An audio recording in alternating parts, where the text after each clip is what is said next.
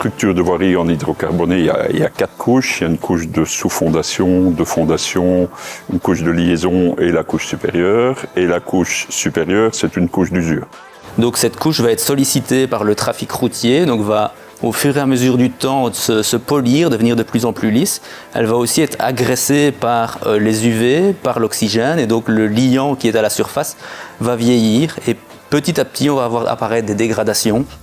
Dégradations de type déformation, dégradations de type fissure comme on peut voir ici.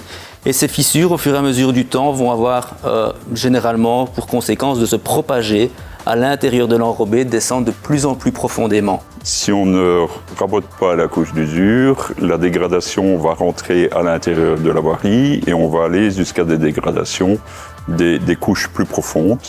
Et dans ce cas-là, on va devoir intervenir beaucoup plus en profondeur pour l'entretien du réseau et ça va coûter beaucoup plus cher. Et les opérations d'entretien seront beaucoup plus longues également. On est sur la réfection de la Nationale 59.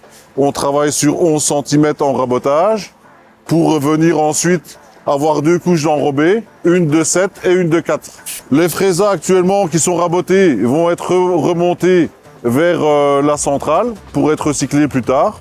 Actuellement, on réutilise les agrégats d'enrobés bitumineux, donc le recyclat, principalement dans les sous-couches, donc dans les parties sous la couche d'usure, et on réutilise en règle générale jusqu'à 50% de vieux agrégats, de vieux liants dans les mélanges finaux. On a aussi la possibilité, dans la couche d'usure, pour les voiries qui sont faiblement empruntées, avoir la possibilité de recycler jusqu'à 20%, donc récupérer 20% d'anciens matériaux dans la construction de nouvelles couches d'usure.